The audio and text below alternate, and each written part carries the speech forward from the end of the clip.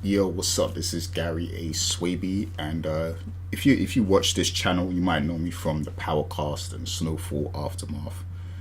So today I'm here to talk about another show, a different show, one that you may or may not have heard of because I know there's a lot of people in the United States who watch this channel. But the show I want to review today is called Top Boy. Now, Top Boy, a little history, brief history before I get into this review of, the latest season. But Top Boy was a show here in the UK that started in 2011 on Channel 4. And I believe there was two seasons of that original run. And then they kind of stopped it, I guess, like, because it was too violent, too gritty, a lot of gang violence and all that stuff. So they kind of like shut it down. They couldn't, I think Ashley Waters, the creator behind it, he was trying to like shop it to BBC and other places, but they weren't having it. And Drake, the biggest artist in the world, he was a big fan of Top Boy, because there's like there's an unwritten Canadian and British alliance, like we're a lot alike, so, and there's a lot of Jamaican culture on both sides, Canada and London, so there's that connection there. So Drake, he was very into like the grime music and Top Boy, so he kind of he helped Ashley Waters, aka Asher D, shop a deal for Top Boy to return, and in 2019 it returned to Netflix as a Netflix original. And yeah, so that kind of spawned like a new season of Top Boy, like a new series in a sense. And season 2 just came out of the Netflix version. But real quick before I get to that, I do recommend everybody, if you can start with just the Netflix series that started in 2019, but if you like it, go back and check out those earlier seasons, because those were like super gritty, super G'd up. Like those were really good too. So let me get right into this, yeah, because I have something to say here about Top Boy specifically. Now, if you like Power, if you like Snowfall, if you like The Wire, and shows like that show like the gritty side of the inner city and everything, Top Boy is one of them shows, man. I have to tell everyone, like, stop sleeping on this show because you can't deal with the accents. Like, they're speaking English. We're all speaking English. Like, us over here in England and people in London or whatever, Manchester, like, we're all speaking English, and you guys over there in States, you're speaking English. So you can get over the accents. Like, it's not that hard. Like, they're speaking English. So don't sleep on this show just because the accents put you off, because the writing in this show is deep. Like, this season, like, I remember the previous seasons being proper suspenseful, proper deep, and just super gritty, but this is on another level, like this new season. So basically, if you're not familiar with Top Boy, the Top Boy, it stands for who's the top guy, basically the top person running the streets, running the area, whatever. And in the show, that is Duchesne Hill, I believe his name is. And that is played by Ashley Waters, aka Asher D. And Asher D, he goes way back in our culture over here. He's from Soul Solid Crew, and yeah, he's a big mogul out here in the UK, basically. So he's a good guy, man. And then you have Sully, who's like his right hand man, and he's played by Kano, who used to be like an artist over here, big artist. Back in the early 2000s. So, they kind of run things in Summer House, which is the location that the show is based on. And, basically, like, the show just shows the drama and tension behind him trying to hold his position as kind of like this kingpin. And just the way the show tells the stories, like there's nothing like it. And I say that because even the subplots that happen in this, like the subplots are so deep and so detailed, and it just all correlates. It all kind of relates back to the main plot, and the main plot in this one is that basically there's a supply problem in Spain that's kind of stopping them from making money, from getting their access to the drugs that they're selling in the community and everything. So Duchesne has to kind of fix this supply chain problem, by going to both Morocco and Spain, because the stuff comes from Morocco, and then they send it over the river, over the sea, over the waters to Spain. And if you know your geography, they're very close. They're very, like, people literally, like, they cross on a boat all the time to get from Morocco to Spain.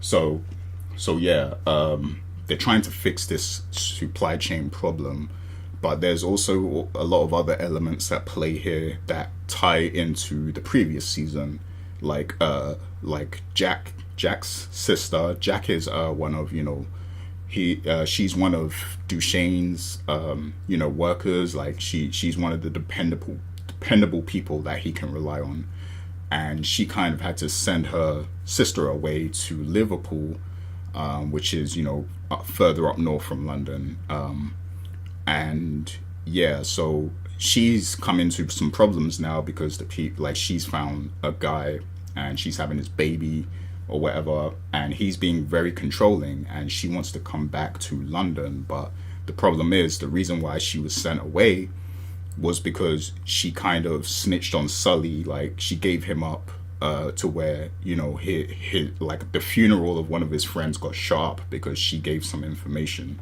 to the wrong person, basically, in the previous season. So she's trying to get back to London, but her boyfriend is like super controlling, and he sells guns and stuff like that. So she actually ends up, like, I don't want to spoil. So I'm just telling you the basic premise of like the different stories. So I'm not gonna spoil anything, but yeah, it's deep, man. It's deep. There's so many different moving parts that connect. We see a lot of new characters introduced, and yeah, like, I just haven't seen storytelling like this in one of these drug shows, where it's like every single plot thread is deep, and it will have you on the edge of your seat. It will have you in suspense, and it just all ties back to the main plot, and the themes that it presents as well, of because one of the themes is like the redevelopment of the community. So Duchamp, he's reached a point now where he's so successful in the drug trade that he's trying to launder his money, and he's offered this redevelopment for the community. But the thing is, this redevelopment is going to force people out of their council, their government assisted housing, and force them out to different places, out of the community. And one of the people this affects is his own mother. So we get to see how all of these different things affects people, and it doesn't exactly glorify the drug dealing. It does make it, just the way that it's presented and the drama behind the story, it draws you in for sure, but it shows you the harsh side. It shows you like the impact that all of this stuff has on the people. And there's a lot of wins and losses in this. And like, Top Boy is just one of them shows, man. You just have to watch it. If you love The Wire, like, you have to watch this show, because the one thing I'll say about The Wire is they made everything connect. Like, even the smaller stories of the smaller characters, they made them all play a big part in the main scenario, the main story arc. They all like, everything mattered, every scene mattered in The Wire. And it's the same with Top Boy. Like, and I don't want to keep comparing it to like Power and all these other shows. I'm not saying Top Boy is better than anything else. I'm just saying it is up there. It is one of the best shows in this genre, like, period. So don't sleep on it, man. Don't sleep on it just because of the accents.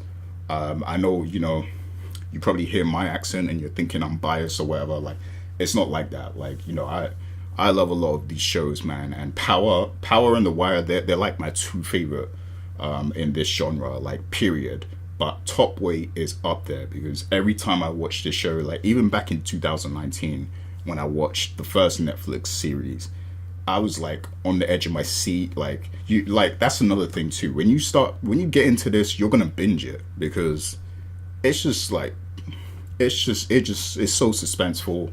It just draws you in, man. Like you're gonna click over to the next episode immediately. Like once you finish one episode, because that's just the level of storytelling that's in Top Boy, man. So props to the whole team, the whole staff. Props to Drake. Drake. The one thing I'll say about Drake is he funds a lot of my favorite things like battle rap, Top Boy. He brought out Skepta and all them, man, at the O2 over here. Like he's into a lot of stuff that we were into over here. So that's one thing I'll give him props for.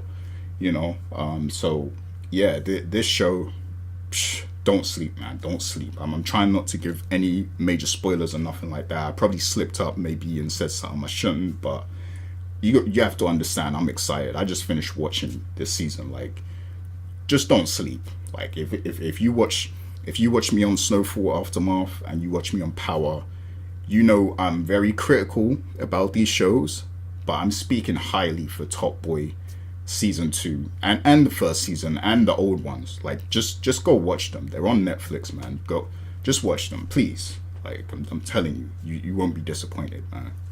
So this is Gary A. Swaby. Go watch them things, man. Trust me.